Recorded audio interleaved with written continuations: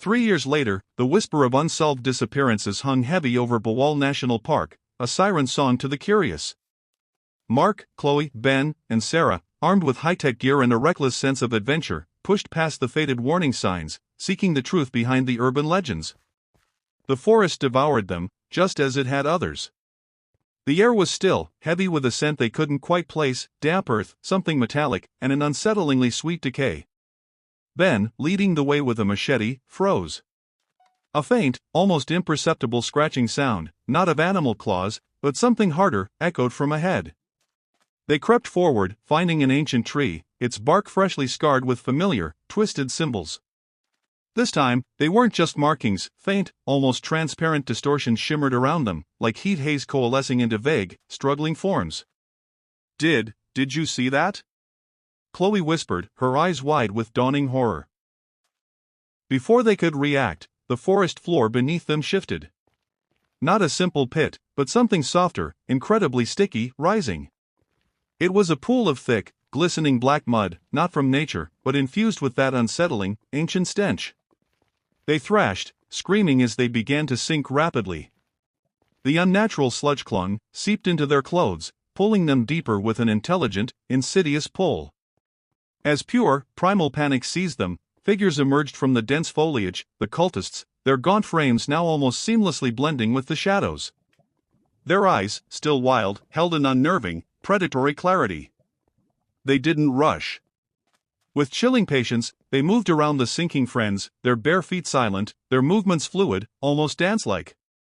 The skeletal cult leader from before, his bones stark beneath his parchment-like skin, extended a hand towards Sarah, whose desperate struggles were growing weak. He didn't grab, he merely touched her forehead. Sarah's choked scream was abruptly cut short, her eyes glazing over, a grotesque, placid smile spreading across her face as her body ceased its frantic fight, slowly being absorbed by the black goo, her final thoughts extinguished by the consuming void. Mark, flailing desperately, felt a similar cold, profound touch on his leg. A chorus of faint, tormented whispers echoed inside his mind, names, desperate pleas, fragments of lives consumed, an agonizing realization of being eternally bound. He fought it, screamed, tried to warn Chloe and Ben, but his voice was already distorting, his limbs growing numb, his mind filling with the collective agony of hundreds. The cult wasn't eating them with teeth this time. They were being absorbed, dissolved, their very essence consumed by the sentient, ancient mud, a living maw that transformed their fear into its own perverse nourishment. Ben's final scream was a brief, choked gurgle as he was swallowed whole, leaving only an unsettling ripple. But as the black ooze closed over Chloe, a desperate, animalistic surge, fueled by the echoing torments in her mind, allowed her a final, impossible thrash. She ripped herself free, covered in the foul, clinging substance, staggering back, the horrifying whispers of the consumed now a deafening chorus inside her skull. She fled.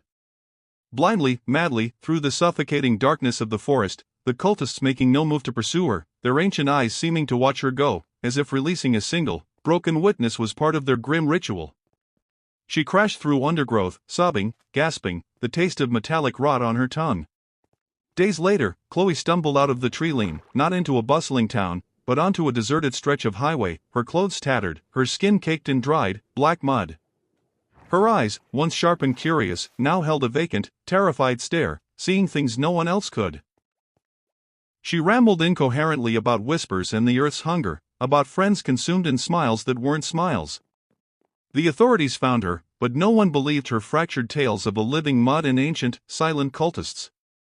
The disappearances of Mark, Ben, and Sarah remained unsolved, adding to the grim folklore of Bawal National Park. Chloe survived, a living testament to an unspeakable horror, but the forest's secrets, and her sanity, were shattered beyond recognition, destined to fester, eternally, in the echoing silence of her own broken mind.